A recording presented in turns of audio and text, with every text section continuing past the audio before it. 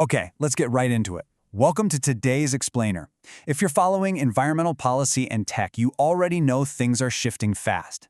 Today, we're diving deep into the official source material for PARIVESH 2.0, specifically its completely transformative land bank module. Think of this as the ultimate digital upgrade for environmental conservation. We're going to take a detailed, step-by-step look at exactly how state-level authorities are using this integrated portal to manage land banks with some serious efficiency and transparency. But before we get completely lost in the software, the clicks, and the PDFs, let's just ground ourselves for a second. This is what it's all about, right here. The whole reason these complex digital systems even exist is to protect, manage, and replace physical, natural habitats. It's about making absolutely sure that as industrial development happens, our national conservation goals are actually being met out there in the real world. So here's our roadmap for today. We're covering the purpose of the land bank, who benefits from PARIVESH, Step 1, land registration, Step 2, nodal approval, Step 3, agency utilization, and finally, technical support and next steps. All right, Section 1, the purpose of the land bank. So, why build this massive digital system in the first place? Well, at its core, PARIVESH 2.0 gives local forestry officials a centralized platform to register, vet, and publicly list available land parcels. These parcels are specifically used for compensatory afforestation, or CA. The rule is simple. When industrial projects clear forest land, the loss as an equivalent non-forest area literally has to be planted with trees to make up for it. This portal? It's basically the digital marketplace where those CA lands are tracked to balance development with conservation. Moving on to Section 2, who benefits from PARIVESH? Who actually wins with this upgrade? On one side, you've got the industry, the user agencies. For them, this is a real game changer. They get this highly searchable database of approved parcels, where they can filter by state, division, or available area. That drastically cuts down the time they waste trying to identify land during project clearance. And on the flip side, for us, the public, and the environment, streamlining the registration of these degraded forest and non-forest lands means afforestation efforts are actually being tracked and managed. They aren't just getting lost in some dusty filing cabinet anymore. And of course, we absolutely have to mention the government administrators. The manual shows how this portal brings immense administrative efficiency. By moving everything to PARIVESH 2.0, those old, opaque manual processes are totally gone. The system automates proposal tracking, it gives real-time status updates, and best of all, it creates a completely clear, undeniable audit trail for every single land parcel from registration all the way to final utilization. Okay, Section 3, Step 1, land registration. Now that we know the why, let's get into the how. How does physical land get into the system? This first phase is all on the Divisional Forest Officer, or DFO. Step 1, they log into the portal and navigate straight to the Land Bank section under My Task. Next, they enter the basic details: state, division, and the exact type of CA land. Is it degraded forest land, private non-forest land, government non-forest land? Finally, they have to upload the geographical mapping data. Now that geographic data comes as a KML file. It's essentially what draws the digital boundaries of the land on a map. But listen, there is a very strict technical constraint here. This system caps that KML file size at exactly 5 megabytes. No exceptions. This keeps the portal running fast for sure, but it means the DFOs really have to optimize their geographical data before hitting that upload button. And the mapping final is just the start. The required real-world data is intense. The DFO has to punch in the exact district, tehsil, and village locations.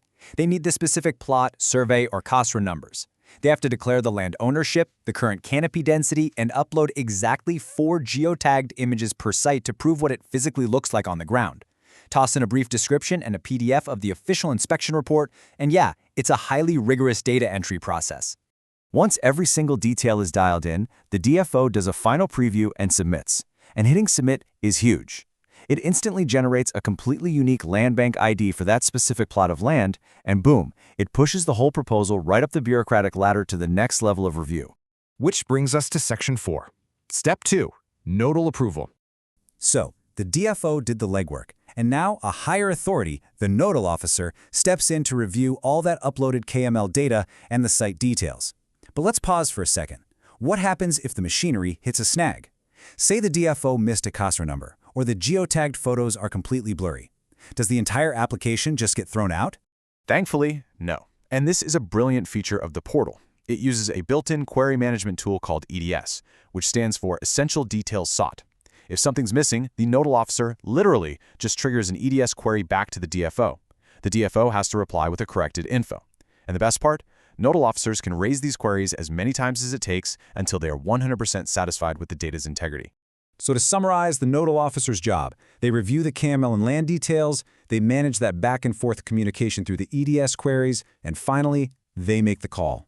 They take final action to either officially approve or reject the land bank parcel. Let's assume the data is flawless. Once approved, the parcel status updates in real time to land bank approved. Think of this as the moment the land officially hits the shelves in our digital marketplace. It's completely vetted, legally sound, and crucially, it is now fully visible in the public-facing land bank dashboard, just waiting to be utilized. Section 5, Step 3, Agency Utilization. Now the user agencies, the actual project proponents from the industry, step up. When an agency needs land to meet their environmental clearances, they hop onto the dashboard. They select their chosen land parcel under the CA Land section using Form A, Part 1.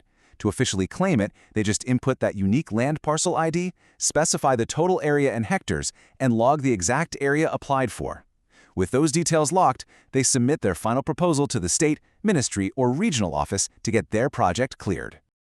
And finally, Section 6, Technical Support and Next Steps. Well, there you have it, the complete life cycle of a land parcel inside PARIVESH 2.0. But hey, it's sophisticated software, and users are going to need a helping hand sometimes. This system is backed by some very serious infrastructure. The platform is supported by the National Informatics Center, or NIC, providing a totally robust technical backbone for security, uptime, and data management alongside the official government authorities. So if a DFO, a nodal officer, or a user agency gets stuck anywhere in this digital pipeline, help is available.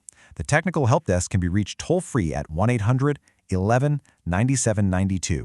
Or, if you prefer, you can just shoot an email directly to monitoring-fc@nic.in. Taking a step back, it's pretty incredible to see how this module integrates detailed geographical mapping, multi-tiered approvals, and public dashboards. As this level of digital transparency completely streamlines compensatory afforestation, it really makes you wonder, what other incredibly complex, historically opaque government processes out there could be completely revolutionized by this exact kind of step-by-step accountability? It is a fascinating precedent for sure. I really hope this explainer gave you a solid, structural understanding of how the PARIVESH 2.0 Land Bank module operates in the real world. If you found this breakdown helpful and you like this kind of focused learning, please like, share, and subscribe to the channel for more explainer videos. Thanks so much for learning with me today, and I'll catch you in the next one.